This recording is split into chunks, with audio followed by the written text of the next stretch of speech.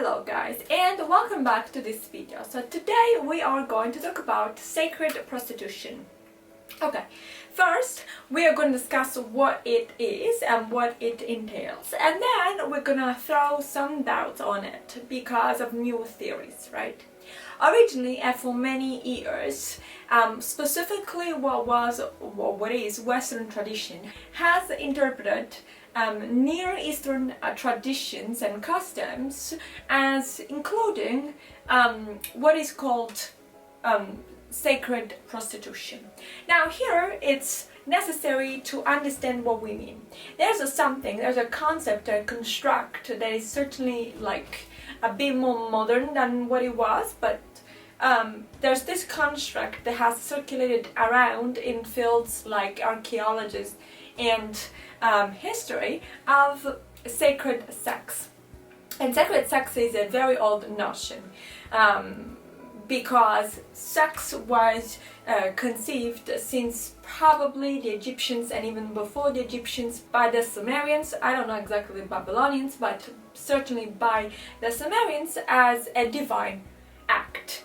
And in that sense, the tradition is full of gods that create through sex or through sexual acts, sexual performances.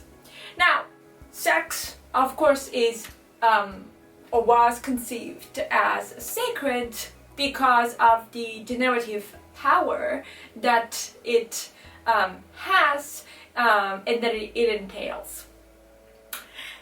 So there's sex, and then there's a sacred sex, and specifically sacred sex takes different names. Hierogamos is the Greek name for sacred sex, and it starts to become something else, meaning that priests, and most of all this is for priestesses of the ancient times, by which I mean Sumerians, Egyptians, ancient Greeks and whatnot, they performed sex.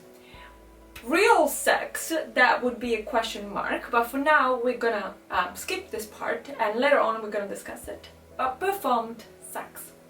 Now, Herodotus is the first historian, and then he was reinterpreted by many others that interpreted in turn his words as a moral condemnation of what he describes. But Herodotus, in describing the customs of Babylonia, reports that there are priestesses and women specifically, and this is what surprises a lot Herodotus, women that were born free and respectable that perform sex.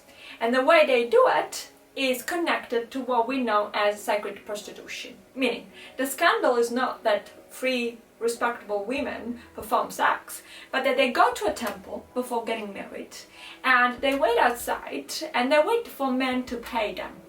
And then part of this money goes to them, and at least a part goes to the temple.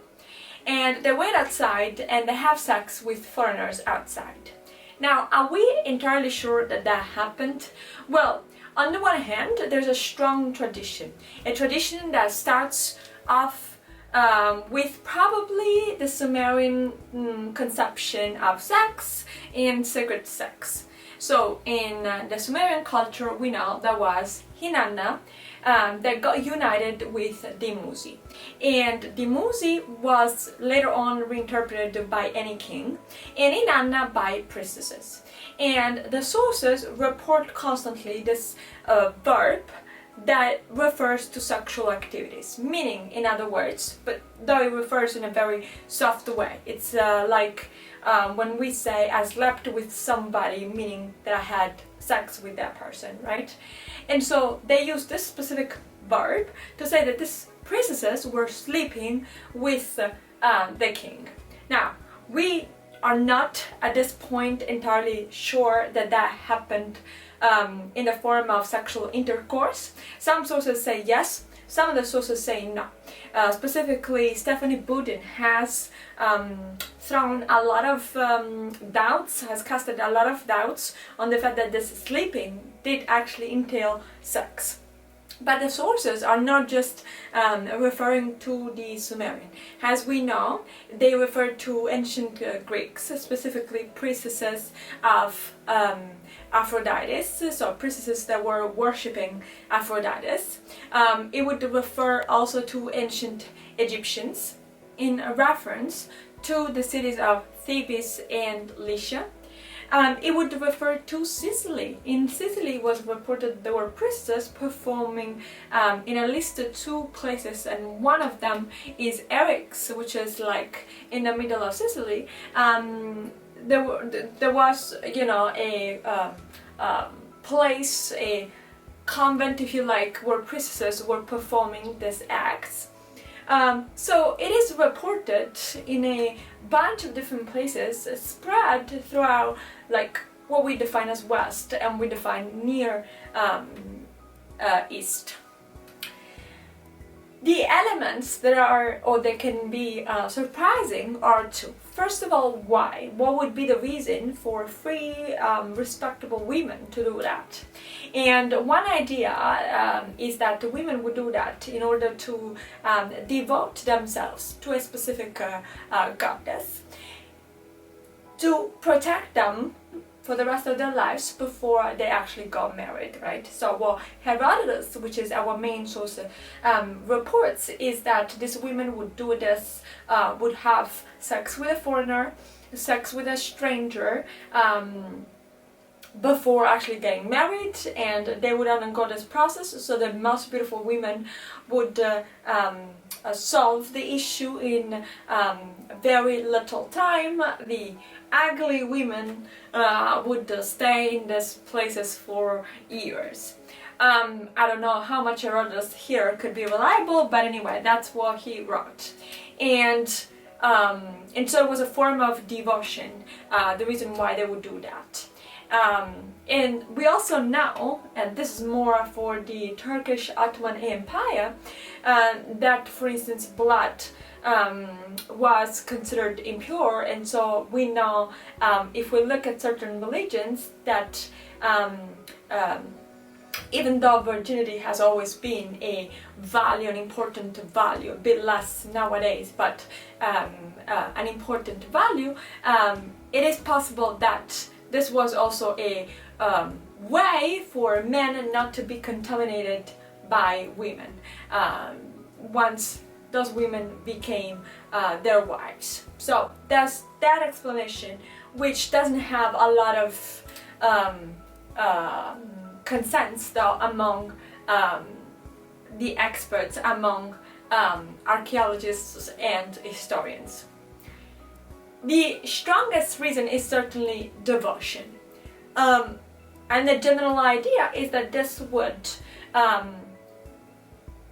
invite and promote fertility. So if that is the idea,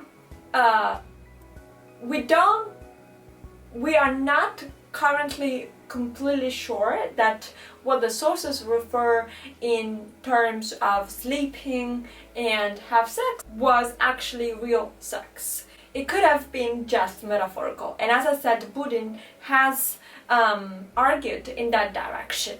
That is true that this moral conception about sex is more a modern construct rather than an old one, right? So we can't be entirely sure, and we're not indeed, whether sacred prostitution actually existed or not. But we know that in every culture, Chinese, Japanese, Greek, ancient Greek culture, ancient Egyptian, and also ancient Sumerian, sex was seen as a positive element for women themselves also, and a positive element because regardless of it being a way to being enlightened, sex was a way that Chinese, for instance, would argue helps with the rejuvenation, and that helps counterbalances the energy in nature, right? So in that sense, and because of its generative implications, this might actually have happened. But guys, I will leave the last word to you. So express your thoughts, comment below, and we'll talk some more next time. If you have enjoyed the video, don't forget to like it, subscribe to the channel, hit the notification bell, of course comment below, and we'll talk next time with a new different episode. Okay, bye.